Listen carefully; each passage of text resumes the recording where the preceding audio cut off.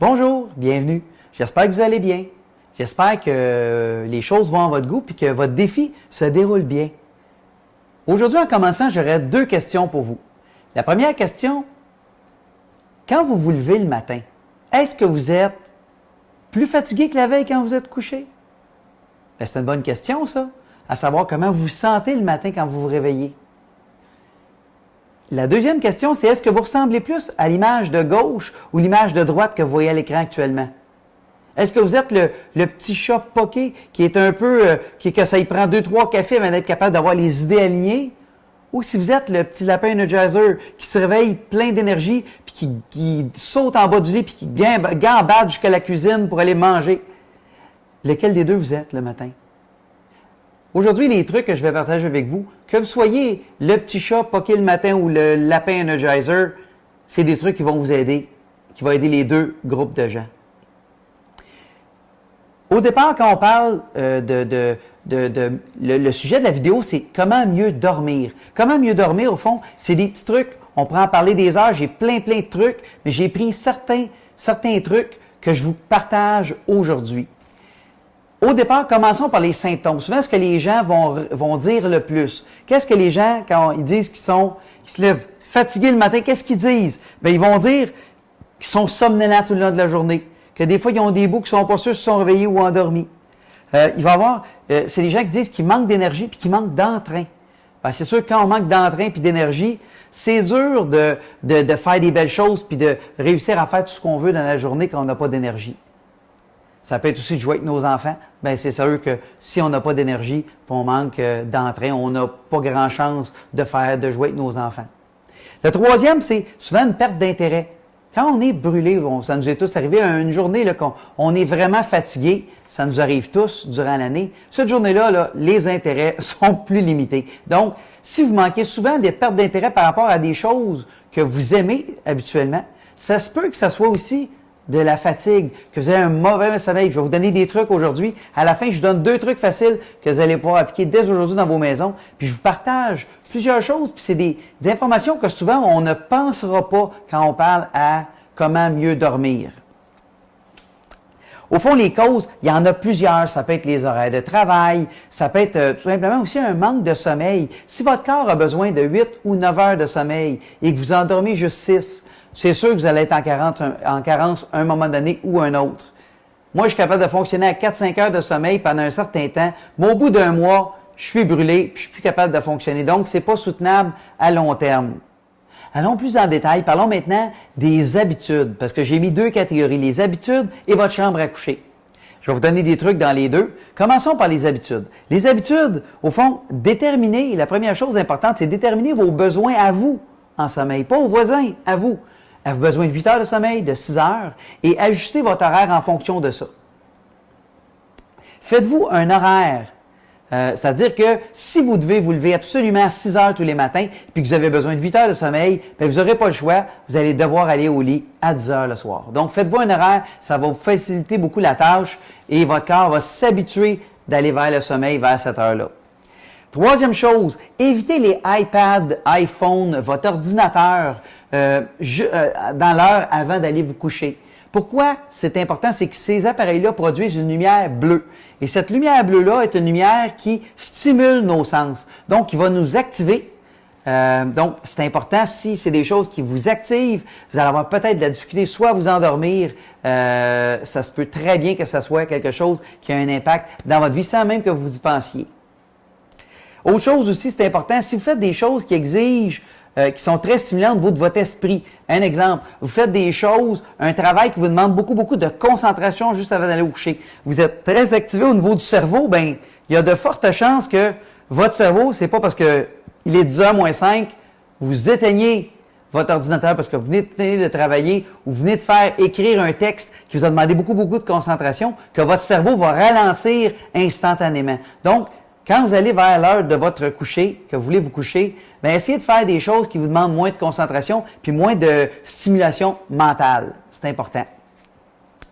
La chose aussi importante, aérez votre chambre à coucher. Ouvrez les fenêtres avant d'aller vous coucher. Ça va faire rentrer de l'oxygène, de l'air frais dans la pièce. Ça va vous aider. Ça va vous aider soit à vous endormir, mais ça peut aussi vous aider à avoir de l'air frais tout le long de la nuit. Dernier point par rapport à ça, évitez le café, toutes les boissons qui contiennent de la caféine, dont les boissons énergisantes en soirée. Souvent, il y a un de mes oncles qui dit « Moi, c'est pas grave, je prends du café puis je vais me coucher. » Oui, effectivement, peut-être que ça ne vous empêchera pas de vous coucher. Il y a des gens qui, effectivement, s'ils prennent un café à 7 heures le soir, ils ne dorment pas avant minuit. Mais aussi, des fois, ce que ça peut faire, c'est que votre sommeil peut vous endormir, mais votre sommeil peut être non optimal, pas être au meilleur qu'il pourrait être. Donc, évitez quand même toutes ces boissons-là avant l'heure du coucher. Ça, c'est par rapport aux habitudes. Passons maintenant à la chambre à coucher et n'oubliez pas, à la fin, j'ai 2 trucs pour vous. Dans la chambre à coucher, vos draps, votre literie, est-ce qu'elle est en tissu naturel, genre le coton, le lin? C'est probablement ceux que j'apprécie le plus, qui sont les plus couramment utilisés. Il peut y avoir aussi du bambou. Mais ces fibres naturelles-là, c'est plus normal pour notre corps et comme c'est des tissus naturels, ça va vous aider souvent, c'est plus doux, ça va vous aider à mieux dormir. L'autre chose importante, évitez tout ce qui est parfumé dans votre chambre à coucher. Les chandelles parfumées, c'est pas un bon endroit pour mettre ça. Aussi, une chose qu'on va souvent, qu'on ne pense pas, tous ces produits parfumés, les fragrances, c'est des produits chimiques. Si vous regardez, vous avez un assouplisseur de tissu que vous mettez dans vos draps ou dans vos vêtements, vos vêtements de nuit, ceux que vous portez pour dormir la nuit. Bien, si vous mettez un assouplisseur de tissu, il y a c'est très parfumé ça. Et les parfums qui sont dedans, ça peut peut-être sentir le lilas, mais je peux vous garantir, il n'y a absolument aucun lilas naturel là-dedans. C'est un produit chimique qui sent le lilas. Et souvent, ces fragrances-là sont des produits qui peuvent être irritants pour les voies respiratoires. Ça peut être aussi un excitant de notre corps. Donc, on essaie d'aller se coucher dans notre lit pour se reposer, puis on se met la face dans des produits chimiques qui nous activent, qui réveillent nos sens. C'est pas nécessairement une bonne chose. Donc, évitez tous ces assouplisseurs de tissu dans vos draps et dans vos vêtements de nuit. L'autre chose, retirez les livres, revues, l'ordinateur, tous les appareils électroniques superflus de votre chambre à coucher. L'imprimante. Une imprimante, c'est plein d'encre. Il y a de l'encre là-dedans. C'est un produit chimique, l'encre. Donc, c'est important de retirer ça parce que la nuit, tous ces produits chimiques-là, ce qui est le problème, c'est que la nuit, notre système lymphatique, il est vraiment au repos. Il est en mode très, très au ralenti. Et c'est pas comme le système respiratoire, le système cardiovasculaire, que le cœur pompe à longueur de journée. Notre système lymphatique, c'est vraiment quand on bouge qu'on l'active. C'est nous-mêmes qui doivent l'activer. C'est pour ça qu'on dit que l'exercice aide à détoxifier le corps. Parce qu'on fait circuler la lymphe, on fait circuler les produits chimiques pour aller où ils doivent être éliminés. Bien, justement, si jamais on ne bouge pas beaucoup la nuit, il faut vraiment limiter le nombre de produits toxiques et chimiques autour de nous la nuit, parce que c'est un endroit qui est notre but, est vraiment d'être dans un temps qui nous permet de récupérer et de se régénérer. Il ne faut pas qu'ils soient en train de se battre contre un paquet de produits chimiques. Donc, chose importante à penser. Au fond, il faut retirer tout ce qui est non essentiel, les meubles, les coussins, tout ce qui est non essentiel dans la chambre à coucher. Opérez-les, storez-les dans votre garde-robe si c'est des coussins. Pour ne pas sentir, parce que c'est fait à partir de foam, de mousse, bien, cette mousse-là, c'est un produit chimique, entre autres, puis ça envoie beaucoup dans l'air. Donc, c'est des choses importantes. Retirez tout ce qui est non essentiel dans votre chambre à coucher. Et puis, les 2 trucs maintenant. Les 2 trucs, le premier truc que je vais vous donner, c'est il y a de plus en plus de gens qui utilisent leur cellulaire comme réveil matin.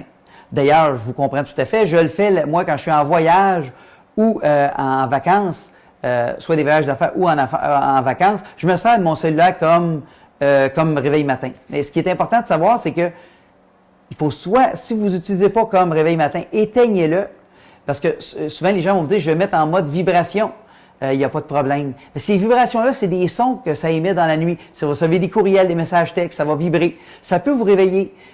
Si jamais ça ne vous réveille pas, ça ne veut pas dire parce que vous ne vous réveillez pas que ça ne perturbe pas votre cycle de sommeil. Donc, ça peut être une des raisons qui permet, si vous faites réveiller 3, 4, 5 fois dans la nuit un petit peu, briser votre cycle de sommeil, vous pouvez vous réveiller beaucoup plus fatigué que vous ne devriez. Donc, mettez-le sur ça. Ou, moi, ce que je fais quand je veux m'en servir comme réveil matin, je le mets sur mode avion. ce que ça fait, c'est que je reçois aucun courriel, texte qui rentre, ni rien ne sort. Donc, il n'émet pas aussi d'ondes et ne reçoit pas d'ondes. Donc, je suis moins exposé à ces ondes-là. En plus, ben, il est sûr qu'il ne recevra rien qui peut me réveiller, ne produira pas de son qui va me réveiller durant la nuit. Ça, c'est le premier truc. Le deuxième truc, ça va être, au fond, ne mettez pas, quand vous nettoyez vos draps, votre literie, s'il vous plaît, utilisez un savon doux. Un savon, ça peut être un savon pour bébé ou un affaire comme Woolite, avec le moins de parfum possible dedans. C'est vraiment très important. Je vous ai donné les raisons tout à l'heure pourquoi. Mais ce que ça va faire, c'est que ça va limiter votre exposition à ces fragrances-là. Et le savon doux, c'est encore mieux. Vous avez moins de chances d'avoir des réactions au niveau cutané aussi. Donc, en espérant que ces deux trucs-là vous ont aidé, vous avez peut-être eu des choses que vous ne pensiez pas. Hein, bien, c'est important. Partagez-nous vos commentaires sous cette vidéo à savoir, est-ce que ça vous aide? Qu'est-ce que vous en pensez? Puis donnez-nous aussi vos trucs à vous. Vous avez peut-être des trucs, comment mieux dormir, comment bien dormir, comment bien vous endormir. Bien, laissez les commentaires, marquez-le dans la zone commentaire sous cette vidéo-là. Ça va nous aider, nous, ici, mais ça va certainement aider plein d'autres gens qui vont vous lire. Donc, je vous remercie beaucoup, puis on se revoit à la prochaine vidéo. Bonne journée!